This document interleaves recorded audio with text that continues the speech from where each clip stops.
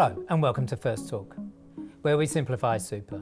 My name's Andy and today I'm joined with Daniela and Jayson from the financial advice team. And we're going to be talking about salary sacrifice contributions. Daniela, starting with yourself, can you just give us an overview? What is a salary sacrifice contribution? Sure, no worries. Salary sacrificing is pretty much the contributions that you would set up with your employer to add to your superannuation from your pre-tax amount. So the main idea of this contribution is to reduce your overall taxable income. Okay, all right. So, and Jayson, what's some of the rules around this type of contribution? Yeah, so unfortunately there's limits of what you can put in, and that's $30,000 per financial year. It's what we call the concessional contributions cap. And don't forget, a lot of people don't realise that includes what your employer puts in as well. So there are limits and you're restricted in terms of what you can put in. And what is it about this contribution when it goes in from a tax perspective? Yeah, so it goes in at tax a concessionally rate of 15%. So for a lot of people that are earning higher incomes, and the more income that you earn, the more beneficial this can be and the more tax you can save. And we all like to pay less tax where possible. Absolutely.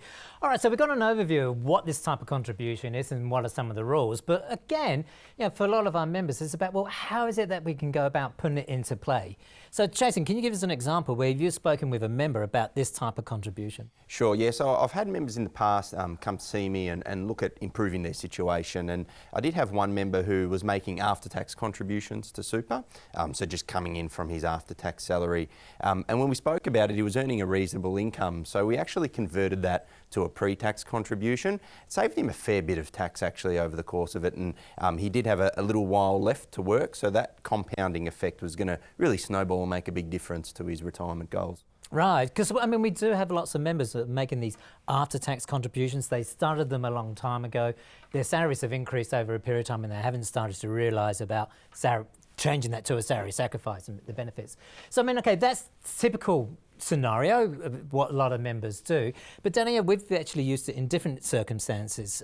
Can you explain how you spoke with one of our members about using salary sacrifice? Yeah, so in my situation, the member was age 65, so he had full access to his superannuation. But his issue was that he did have a small mortgage going on. So it was about, well, it's not small, it's $180,000 of mortgage. Right. So what we did for him, we withdrew the $180,000, got rid of his mortgage. And because this allow a bigger cash flow overall for him, because he was continually working and he was planning to work all the way into his 70s. So now we were able to salary sacrifice, do additional contributions into super, to build it back up to a comfortable amount. Very good. And we kind of are meeting with members more and more that are retiring or getting close to retirement, and they do have a home loan. So I had a similar scenario as well, where the member was trying to get rid of or was thinking about getting rid of their home loan, and they again were over the age of 65. But in comparison, they had a much lower superannuation balance. So in their circumstances, it was much better for them to actually do salary sacrifice and build up their super over the next couple of years and then pay out their home loan at that point in time.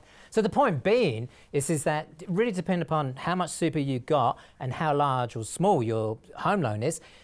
There are opportunities to pay it out, but it's about when is best in your financial interest to do so around it. But regardless, whichever approach you take, it's about building your super through the salary sacrifice contributions. So for myself, I mean, I had a member where they had an older partner.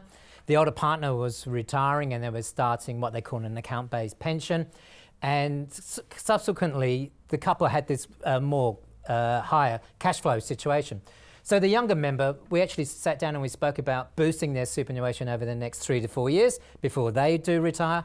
And yes, again, salary sacrifice was the most appropriate situation for them in that it reduced their personal income tax and while they were boosting their superannuation. So it put them in a much better financial position by the time that they retired in those regards. So would it always be better in that situation to do salary sacrifice as opposed to other contributions, or would there be scenarios where it might not be as beneficial? No, so I think it goes back to your earlier point. It's really about how much income are you deriving.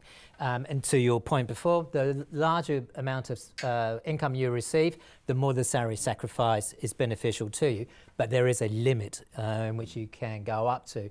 So some members, cash flow can be in excess of those concessional contribution limits.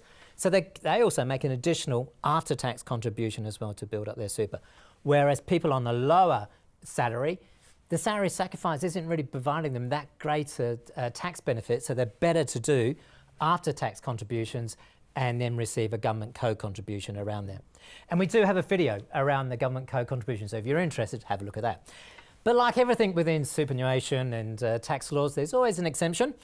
And with these concessional contribution caps we spoke about, $30,000, in some instances, members can actually go above that. It's called the carry forward rule.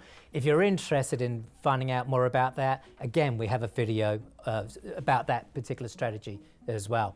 So just final comment from anybody about salary sacrifice. You know, why is it that members should look at doing it? Your thoughts, Jayson? Yeah, so again, the compound effects of starting that early. We don't want to pay as much tax as possible. We want to reduce that. And starting it early, and it's very flexible as well. So you can start from a small amount in your younger years and build that up as you get closer to retirement. And Daniela, any last thoughts? It's just overall, it's a very efficient, tax-effective way to grow your superannuation. And yeah, the longer you can do it, the better it is. The better it is. And for myself, the thing to remember about salary sacrifice is you're in control. You're there to manage it, so you can increase it, decrease it, stop it, start it again, whatever it is that you're wanting to do. The key thing to remember is that concessional contribution cap. Stay below it. Otherwise, the tax department writes you a nasty letter. All right, so from Daniela, Jayson and I, until next time, take care.